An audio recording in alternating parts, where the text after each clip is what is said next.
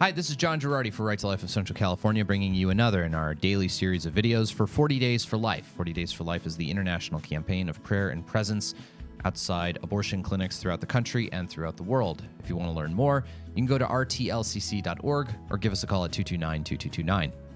Today, I want to talk a little bit more about physician-assisted suicide and some possible ways in which people in favor of assisted suicide want to expand the program in California, and we should all be on the alert for this. So, right now, the assisted suicide program is set up as follows. If you are diagnosed with a 6-month terminal condition, you have 6 months to live, you are eligible to request, after signing off from some doctors who say you're mentally capable of asking for it, ignoring however many doctors said you weren't capable of asking for it, you can request a prescription for physician-assisted suicide medication, really just a bottle of pills that are poison. You then ingest that medication in your good time, and you die. Now, the Los Angeles Times, which has been a long-time big proponent of physician-assisted suicide. In fact, from what I understand, there is or was a member of their editorial board who was a card-carrying member of the organization Death with Dignity. The Los Angeles Times is the largest newspaper in the state of California. It's incredibly influential, including in Sacramento with state lawmakers. Okay, this is the most influential newspaper in the state.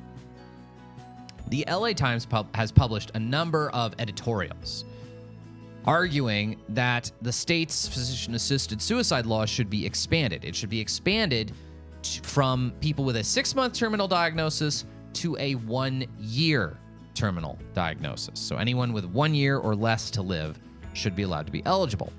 And the reasons why they want this are perhaps even more shocking. Now, I've already talked on these broadcasts before about a 6-month terminal diagnosis is hardly something set in stone. It's not like you're going to be alive and walking around and doing great at 5 months, 29 days, and you're going to be dead as a doornail at 6 months and 2 days, all right?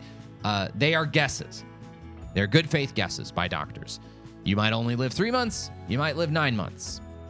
You might live 5 months and 31 days.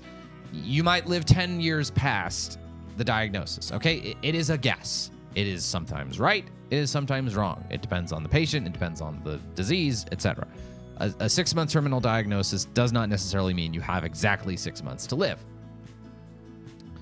Well, if a 6-month terminal diagnosis is loosey-goosey, a 1-year terminal diagnosis is even more loosey-goosey.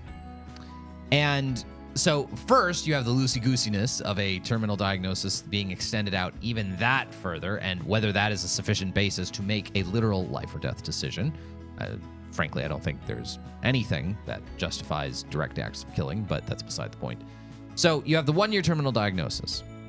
But among the reasons the LA Times gave for encouraging this, it includes seeds of worse things to come. First, they said that this would allow patients with ALS or Alzheimer's to participate in the physician-assisted suicide program. Now, I don't know what kind of Alzheimer's patients they've hung out with. The only example I know of is my grandmother, who had Alzheimer's and passed away from complications arising from Alzheimer's in 2018. I can tell you that in a year before her passing, she passed away in February of 2018. I can tell you in February of 2017, she was in no fit state to make any kinds of decisions for herself of any kind relating to her healthcare. So the notion that these people are trying to sell to us is that someone with Alzheimer's in very initial stages of Alzheimer's might still be lucid enough to request physician-assisted suicide before things get too bad. But at 6 months, they wouldn't be able to. This is idiotic. This is complete nonsense. If they think anyone with any degree of Alzheimer's should be able to make this decision, they are monsters. The next thing they mention are people with ALS. And one of the things they note the oppressive, the difficult physical requirements of the physician-assisted suicide program. What are the physical requirements of the physician-assisted suicide program? The only physical requirement of the physician-assisted suicide program is that you ingest the pill yourself. That's it. That's the only physical requirement that's necessary for you to qualify for physician-assisted suicide. So what are they saying? If they think that is onerous, and this was sort of mentioned by the Times as an onerous requirement of the physical conditions of physician-assisted suicide that make it too difficult for someone with ALS 6 months before their death to participate, so maybe someone with early-stage ALS could do it, the natural conclusion to draw is that the LA Times is going to present arguments for euthanasia next. Okay, let's remember the distinction. Assisted suicide. Someone helps you, someone gives you the means, they give you the prescription for life-ending drugs that you yourself ingest. So you're still committing suicide. Someone's just helping you. Someone's just giving you the means. That's physician-assisted suicide. Euthanasia is one step different. In euthanasia, the doctor is actively killing you. The doctor is injecting the poison into your IV. It's the doctor who's killing you, not you. Now, it might be at your request, but it's the doctor who's killing you. That is another step. That is another step, another slip down the slippery slope.